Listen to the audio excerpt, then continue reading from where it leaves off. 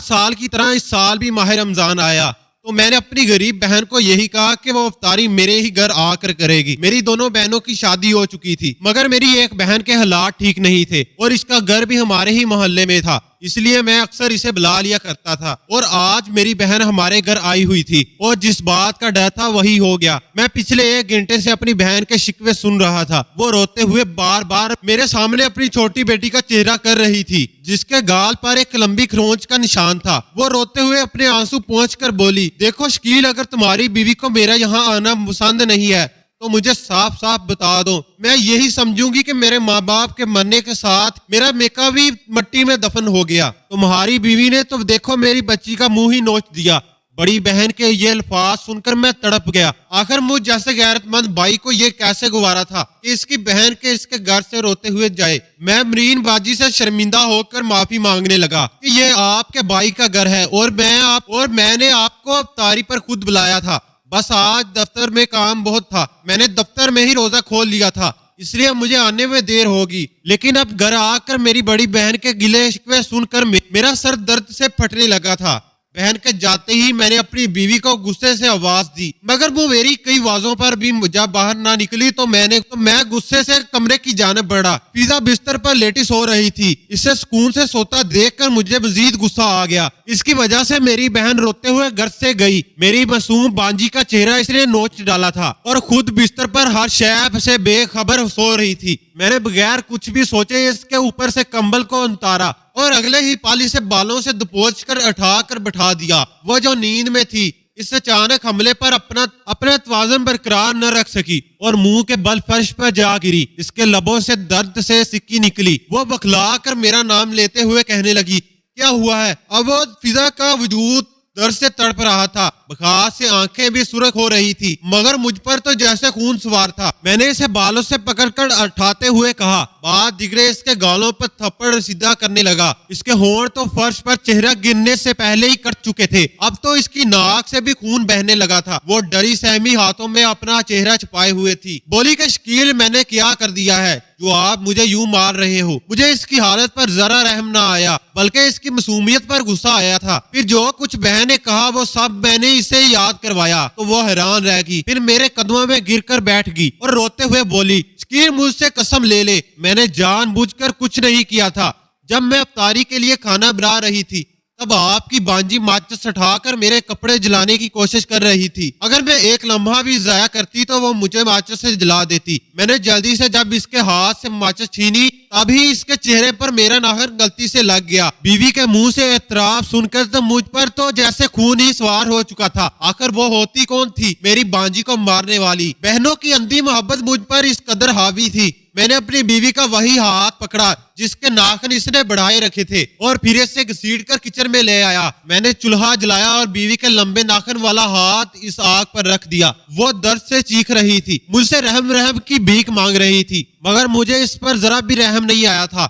ناخنوں کے ساتھ ساتھ اس کی انگلیاں بھی جل چکی تھی۔ اسے درد سے تڑپتا دیکھ کر جیسے میرے دل اندر تک تسکین اتری تھی۔ میں اسے وہیں چھوڑ کر کمرے میں چلا آیا۔ میں نے فوراً اپنی بہن کو فون کیا اور بتایا کہ میں نے اپنی بیوی کو اس کے کیے کی سزا دے دی ہے، اب وہ دوبارہ آپ کے سامنے ایسا کچھ بھی نہیں کرنے کی ہمت کرے گی۔ میری بہن یہ سن کر خوش ہوئی تھی اور پھر آخر میں بولی، تم دنیا کے سب سے اچھے بھائی ہو، یہ تم جیسے ہی بھائی ہوتے ہیں جو اپنی بہنوں کو ماں باپ کی کمی محسوس نہیں ہونے دیتے، بس کبھی بیوی کی باتوں میں مت آنا۔ بہن کے الفاظ سن کر میرا سینہ تو جیسے فخر سے چوڑا ہو گیا تھا، میرے دل میں سکون سا اتر گیا اور میں بستر پر لیٹ کر سو گیا۔ ایک پل بھی مجھے اپنی بیوی کا خیال نہیں آیا تھا جس کا وجود بخار سے تڑپ رہا تھا، اور میں نے کتنی بے دردی سے اسے اٹھا کر اسے فرش پر پٹکنے کے بعد پھر تھپڑوں کی برسات کرتے ہوئے آخر میں نے اس کا ہاتھ بھی جلا دیا تھا۔ پوری رات مجھے سسکیوں کی آوازیں آتی رہی لیکن میں سویا رہا۔ صبح سحری کے وقت میری آنکھ کھلی تو میں فوراً اٹھ کر بیٹھا۔ میں 5 وقت کی نماز روزہ دار رکھنے والا انسان تھا۔ ہمیشہ یہی کوشش رہتی کہ دنیا کا ہر کام چھوڑ جائے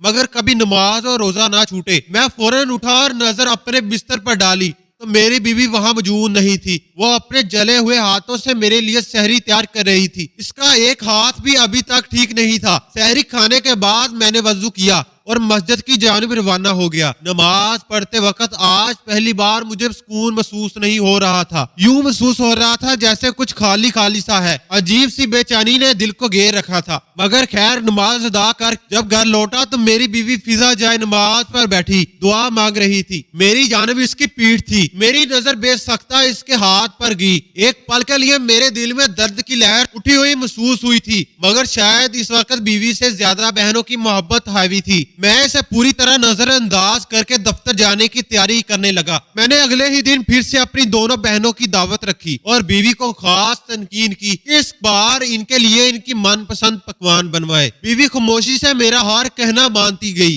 اس نے مجھ سے ایک بار بھی شکوہ نہیں کیا تھا، بلکہ خاموشی سے میرا ہر کام سر انجام دے رہی تھی۔ اس روز میری بہن اپنی بچوں اور میاں سمیت میرے گھر آ گئی تھی۔ فضا کا ہاتھ جلا ہوا تھا، اس کی طبیعت بھی خراب تھی، مگر اس کے باوجود اس نے ساری دعوت کا انتظام کیا تھا۔ فضا نے وقت سے پہلے سارے انتظامات سنبھال لیے تھے۔ میری دونوں بہنیں خوش تھیں۔ شام کو افطاری کا وقت ہوا تو فضا بھاگ کر سبھی کو لذات پیش کر رہی تھی۔ تھکن کے باوجود بھی اس نے سب پر نظر رکھی ہوئی تھی۔ میری بہنیں کبھی اس سے کچھ مانگتی تو کبھی کسی کھانے میں نقص نکالتی۔ بہنیں کھانا کھانے میں مشغول ہوئی تو فضا نے ان کے بچوں کو پاس بٹھا کر کھانا کھلانے لگی، جبکہ میں اپنی بہنوں اور بہنوئی کے ساتھ کچھ گپوں میں مصروف کھانا کھا رہا تھا۔ کچھ دیر بعد وہ سبھی اپنے اپنے گھروں کو چلے گئے تو میں نے پلٹ کر دیکھا تو پورا گھر اس وقت مجھے چڑیا گھر جیسا محسوس ہو رہا تھا۔ فضا نے بھی ابھی تک کھانا نہیں کھایا تھا۔ اس نے پہلے پورے گھر کی صفائی کی اور پھر کچن میں کھانا کھانے کے لیے چلی گئی۔ جب اس نے دیر لگا دی تو میں بھی کچن میں چلا گیا۔ سامنے فضا باسی روٹی اور سلاد کے ساتھ کھا رہی تھی، کیونکہ اس وقت دعوت میں بنائے گئے سارے پکوڑے میری بہن کھانے کے بعد اپنے ساتھ گھر بھی لے گئی تھی۔ میں نے بیوی سے کہا میں باہر سے منگوا دیتا ہوں، مگر اس نے فوری سے منع کر دیا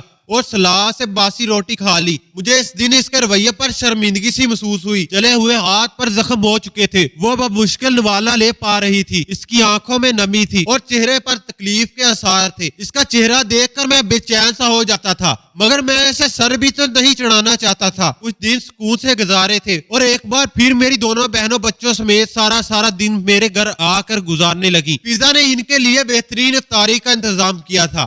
میں اپنی بہنوں کے مزاج سے واقف تھا اور فضا کو بھی میں اچھے سے جانتا تھا۔ مجھے لگا کہ شاید ایک دفعہ کی مار اب میری بیوی کی عقل ٹھکانے لا چکی ہوگی، مگر شاید ہی میری یہ سوچ غلط تھی۔ اس دن میں افطاری سے پہلے ہی گھر آ گیا تھا۔ مجھے دیکھ کر میری بہنوں کے چہرے پر سنجیدگی آ گئی، وہ مجھے کافی پریشان لگ رہی تھی۔ میں نے اس سے وجہ پوچھی تو وہ دونوں باری باری میری بیوی کی شکایتیں لگانے شروع ہو گئی۔ فضا نے آج پھر انہیں طنزیہ لہجے میں باتیں سنائی تھی کہ وہ منہ اٹھا کر ہمارے گھر چلی آتی ہے اور بچوں کو بھی جھڑکا تھا۔ بہنوں کے الفاظ سن کر میں آگ بگولا سا ہو گیا۔ اس دن میں نے اسے اتنا پیٹا تھا، مگر شاید اس پر ابھی تک اثر نہیں ہوا تھا۔ میرے دل میں جو مقام میری بہنوں کا تھا، وہاں تک میری بیوی کا پہنچنا ناممکن سی بات تھی۔ فضا سے مجھے کچھ خاص لگاؤ بھی نہیں تھا۔ وہ میری محروم اماں کی پسند کی ہوئی لڑکی تھی۔ فضا یتیم تھی، اسے اس کے دادا جی نے ہی پال پوس کر بڑا کیا تھا۔ اس کے والدین کا ایک حادثے میں انتقال ہو چکا تھا۔ میں سال کی یہ لڑکی چہرے سے بے حد محسوس لگتی تھی، مگر جو کچھ وہ میری غیر موجودگی میں میری بہنوں کے ساتھ کر رہی تھی وہ مجھے بالکل بھی منظور نہیں تھا۔ بہنوں نے مجھے کچھ اس طرح سے بھڑکا دیا کہ جب وہ رات کو اپنے گھر چلی گئی تب میں نے گھر میں موجود ڈنڈا اٹھایا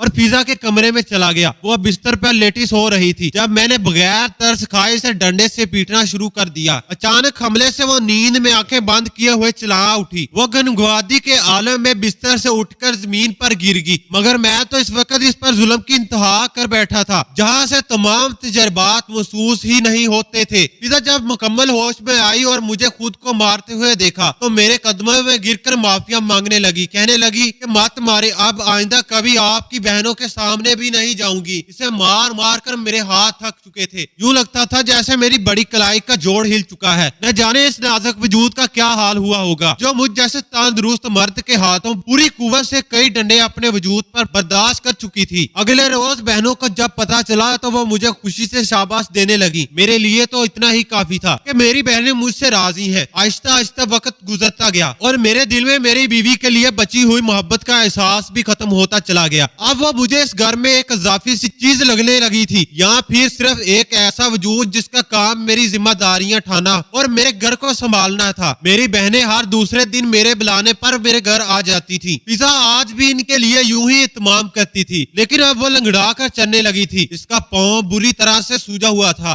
मगर मुझे फिर भी इस पर गुस्सा आता कि कैसी गली औरत है, वो मेरे सामने मेरी बहनों और बांजियों का इतना ख्याल रखती है, इनके मुंह में नवाले तोड़कर डालती है, जबकि दूसरी जानब मेरी गैर मौजूदगी में इनके साथ बिल्कुल ही जानवरों जैसा रवैया इख्तियार कर लेती है। फिजा से मेरी शादी को 2 साल बीत चुके थे, मगर इसने आज तक मुझे कोई फरमाइश नहीं की थी। मुझे तो ये भी नहीं याद कि आखिरी दफा इसने मुझे इंतखाब कब किया था, मगर चूंकि मेरी बहनें खुश थी इसलिए मुझे कोई खास फर्क नहीं पड़ता था। एक रोज जब मैं दफ्तर से वापस आया तो घर का मंजर देखकर मैं हैरान रह गया। फिजा गुस्से से मेरी छोटी बहन को धक्के देकर गिरा चुकी थी। अगर मैं ऐसे वक्त पर ना संभालता तो वो मुंह के बल जमीन पर गिर जाती। मुझे मौजूद पाकर फिजा की आंखें हैरत से फटी रह गई और दूसरी जानब मेरी बहन रोते हुए मेरे सीने से लग गई और बोली कि देखा भाई, देख लो, आपने अपनी बीवी के करतूत न जाने अम्मा ने क्या देखकर तुम्हारी शादी इसे करवाई थी। तुम्हारे मुंह पर मासूम शरीफ दिखने वाली लड़की हमारे साथ ये सलूक करती है। बहन के अल्फाज सुनना थे कि मेरे सब्र का पैमाना लाबीज हो गया। मैंने सबके सामने फिजा को मारना शुरू कर दिया। वो बार बार हाथ जोड़कर अपनी सफाई का मौका मांग रही थी। वो बार बार अपने पेट पर हाथ रखकर मुझे रोक ही रही थी, अपनी पेट की तरफ इशारा कर रही थी, मगर मुझे मजीद गुस्सा आया था। आज से पहले इसने कभी भी मुझे खुद को मारते हुए रोका ना था, मगर अब वो इसका पेट बार बार बचाना मुझे बेकाबू से कर गया था। मैंने बगैर इल्हाज किए इसके पेट पर कई बार डंडे मारे और इसे गाली देते हुए कहा कि अगर तुम मेरे माँ की लाई हुई लड़की ना होती तो शायद मैं कब का तुम्हें तलाक देकर फारग कर चुका होता। वो नीम बेहोशी की हालत में तड़प रही थी। इसके नाक और मुंह से खून बह रहा था। वो पेट पर हाथ रख के बल बल कर रो रही थी। मुझे मजीद इस पर जरा भी तरस न आया। मैं यूं ही इसे तड़पता छोड़कर पांव की ठोकर मारता बहन को लेकर कमरे में चला आया। मेरी छोटी बांजी वही कोने में बैठी थी। फिजा नीम बेहोश में कहकराते हुए पानी मांगने लगी, मगर इसे नजरअंदाज करता अपनी बहन के आंसू पोंछने में मसरूफ। मैंने बहन से साफ साफ कह दिया कि मुझे फिजा से कोई लगाव नहीं, बाकी नहीं रहा। इसका मुकाम सिर्फ इस घर में एक नौकरानी का है। आप जल्द अज जल्द मेरे लिए कोई लड़की ढूंढे। मैं दूसरी शादी करना चाहता हूँ। मेरी बहनों को शायद इसी का इंतजार था। वो तो चहक उठी थी। फिजा दर्द से बमुश्किल अपने कमरे तक पहुंची थी। न जाने मेरा दिल भी कैसा पत्थर हो चुका था कि मुझे अपनी बीवी को इस हालत में देखकर भी इस पर तरस नहीं आया था। मेरी बहनें मेरे लिए रिश्ता देख रही थी और फिजा को जलाने की खातिर जानबूझकर इसके सामने मेरी दूसरी शादी की बात करती थी। पहले तो फिजा ने नोट नहीं किया था, मगर एक रोज जब बकायदा मेरी बहन एक लड़की को मुझसे मिलवाने की खातिर घर ले आई तो फिजा का चेहरा देखने के लायक था। वो लड़की बाजी की दोस्त थी और इंतहाई मॉडर्न और खूबसूरत लड़की थी, मगर इस बात में भी कोई शक नहीं था कि मेरी बीवी इससे भी ज्यादा हसीन हुआ करती थी। मगर अब तो जैसे इसके चेहरे की जानिब देखना भी पसंद नहीं करता था। जगह जगह नील और जख्म के निशान थे, बिखरे बाल और हर वक्त आंखों में आंसू। ये सब देखकर मेरा दिमाग खराब हो चुका था। मेरी बड़ी बहन फिजा के कमरे में गई और फिर इसे मेरा रिश्ता पक्का होने की खबर सुनाने लगी। इतना सुनाना था कि फिजा भूखी शेरनी की मानंद बड़ी बाजी का गला पकड़कर चलाते हुए बोली, खबरदार, मैंने आपका हर जुल्म बर्दाश्त कर लूंगी, मगर मुझसे मेरे शोहर को नहीं छीने दूंगी। ये सिर्फ और सिर्फ मेरा है, मैं इसे किसी और का नहीं होने दूंगी। बाजी का गला पकड़े देखकर इस पर मुझे अपनी बीवी के अल्फाज और जज्बात नजर नहीं आए थे, मगर अपनी बाजी के साथ इसकी जाने वाली बदकारी और बदतमीजी नजर आई थी। मैंने इस रोज फिजा को इतना मारा कि मेरा अपना वजूद कांपने लगा। इसका सर कई बार दीवार से पटका था, यहाँ तक कि दीवार भी इसके खून से रंग गई थी। मैंने इसे पूरी कुव्वत से अपने पैरों तले कुचलने की कोशिश की थी। इसकी पसलियां टूटकर कई टुकड़े में गिरी हुई थी। अब तो मुझे इसके दर्द के चीखने की आवाजें भी आना बंद हो चुकी थी। मेरी बहनें तभी तो अपने घर को चली गई थी जब मैंने अपनी बीवी को मारना शुरू किया था। फिजा बेहोश हो चुकी थी। वो बेसूस सी जमीन पर पड़ी थी। नफरत इस कदर बढ़ चुकी थी कि इसके वजूद से अब मुझे घिन आने लगी थी। आखिर इस लड़की की औकात ही क्या थी जो मेरी बहनों के गिलेबान तक आती। मैंने इससे बालों से पकड़कर घसीटा और घर से बाहर लाकर फेंक दिया। गुस्सा इस कदर शदीद था कि सुकून कहीं मैसर असर नहीं था। मैंने ठंडे पानी को दिमाग पर डाला और कमरे में आकर बिस्तर पर गिरते हुए लंबी लंबी सांसें लेने लगा। तभी मेरी नजर तकिए के नीचे से झलकती हुई डायरी पर पड़ी। मैं उठाकर बैठा तो डायरी का पहला सफा खोला। इस पर इंतहाई खूबसूरत तरीके से फिजा शकील लिखा था। मेरा दिल चाहा कि मैं इस डायरी को 100 हिस्सों में तकसीम कर दूं। मैंने हरकत से वो सफे निकालना शुरू कर दिए। अचानक के सफे की चंद सतहों पर मेरी नजर गई। वहां लिखा था कि काश शकील आप मुझे बताने का एक मौका, आज हमारी जिंदगी का सबसे नमूना दिन था। आप पापा बनने वाले थे, मगर जानते हैं कि आपकी बहन ने पल भर हमारे सब खुशियों पर पानी फेर दिया। मैंने जब खुशी से इन्हें बताया कि मैं मां बनने वाली हूं, तो उन्होंने मेरी किरदार कशी शुरू कर दी। मुझे बदकिरदार कहना शुरू कर दिया। एक औरत सब कुछ बर्दाश्त कर सकती है, मगर अपने मासूम बच्चे पर गाली बर्दाश्त नहीं कर सकती। मैं भी ना कर सकी और मैंने इन्हें पहली बार धक्का दिया था। मगर शकील आपने क्या किया? आपने तो अपने हाथों से अपनी खुशबू का कत्ल कर दिया। हमारे बच्चे को दुनिया में आने से पहले ही मार दिया। डायरी पर ये लिखे अल्फाज पढ़ के मेरा सर चकरा गया। ये कैसा निकशाफ था। मैं डायरी के बाकी फाड़े हुए बाकी अल्फाज भी जोड़कर पढ़ने लगा था। हर एक अल्फाज में दर्द था। हर सफा मुझे जुल्म और फिजा को मजलूम लिख रहा था। हर दर्द और हर जुल्म की वजह से मैं था, और मुझे भड़काने के पीछे सिर्फ और सिर्फ मेरी बहनों का हाथ था। मैं जैसे जैसे डायरी पढ़ता गया, मेरी आंखों से आंसू निकलते गए। कई बार मैंने इस डायरी को बंद करके खोला था। मेरे जाने के बाद मेरी बहनें घर आती, मेरी बीवी पर हुक्म चलाया करती थी। वो यतीम थी, इसका कोई वारिस नहीं था। मेरी नजरों में इसे बढ़ाने के लिए हर हद पार कर चुकी थी। मुझसे मजीद कुछ न पड़ा गया और मैं डायरी को वही बंद करके फूट फूट रोने लगा। फिजा घर से बाहर बेहोश पड़ी थी। मगर मुझ में भी इतनी हिम्मत न बची थी कि मैं इस तक पहुंचता। कमरे से बाहर निकला तो खून की बदबू आने लगी। दीवारें और फर्श हर तरफ तो इसके वजूद से बहता खून लगा हुआ था। मैं न जाने अनजाने ये कैसा गुनाह कर बैठा था। बहनों की मोहब्बत में ये भूल बैठा था कि वो भी किसी की बहन बेटी थी। इसे भी तो दर्द होता है, इसे भी तो दर्द होता बाद होगा, तकलीफ होती होगी। लज्जते हाथों से गेट खोला तो फिजा यूं ही बेसूद पड़ी थी। मैं इसे उठाकर घर ले आया और होश में लाने लगा, मगर वो होश में ना आई। मैं इसे फौरन अस्पताल ले गया। इसे देखते ही डॉक्टर बोला कि आपने आने में बहुत देर कर दी है, ये आधा घंटा पहले ही वफात पा चुकी है। ये अल्फाज मेरी जिंदगी को वीरान कर गए थे। ऐसे कैसे फिजा जा सकती थी? आज मेरे अंदर आवाज आई थी कि इतना सब होने के बाद वो रुक भी तो नहीं सकती थी। मेरी बहनें फिजा की मैयत पर बैठकर दाढ़े मार मार कर रो रही थी। कुछ देर बाद फिजा के जनाजे को कंधा देकर कब्रिस्तान तक भी ले आया। इसकी कब्र पर आखिरी बार लजरते हाथों से मैंने मट्टी डाली थी। एक ही दिन में मेरी दुनिया उजड़ चुकी थी। घर आया तो बहनें बैठी थी। इसी पल दोनों बहनों से अपना तमाम रिश्ते तोड़कर घर से निकाल दिया। तो अब भी मेरी बीवी को बहरहाल कह रही थी, बस दुनिया वालों के सामने आंसू बहा रही थी। विरासत में जो इनका हिस्सा था सबको देकर तल्लक हो गया। मुझे एक पल भी सुकून नहीं मिलता था। मैं पुलिस स्टेशन गया और अपने जुर्म का इकरार कर लिया कि मैंने अपनी बीवी को मारा है। अदालत ने मुझे अपने उम्र भर के लिए कैद सुना दी थी। आज मैं जेल में कैद हूँ। जिन बहनों पर जान देता था वो सिर्फ मुझसे एक बार मिलने नहीं आई थी, और अब 6 माह गुजर गए थे, किसी ने मुझे याद भी नहीं किया था। इस वक्त भी फिजा की डायरी मेरे सामने पड़ी है, जिसके हर सफे के आखिर में इसने लिखा था, शकील मेरी मोहब्बत बड़ी खामोश है। मुझे इस वक्त का शिद्दत से इंतजार रहेगा जब आप मेरी खामोश मोहब्बत को समझेंगे, मेरा एतबार करेंगे। बस आप मुझे इस वक्त से खौफ आता है जब रोजे मैशर में फिजा मेरे बारे में हिसाब लिया जाएगा। नाजरीन, इस तरीके की सबक मुआज कहानियां और वाकया सुनने के लिए हमारी वीडियो को लाइक शेयर करें, और हमारे चैनल को अभी तक सब्सक्राइब नहीं किया तो जल्दी से हमारे चैनल को सब्सक्राइब करें। शुक्रिया।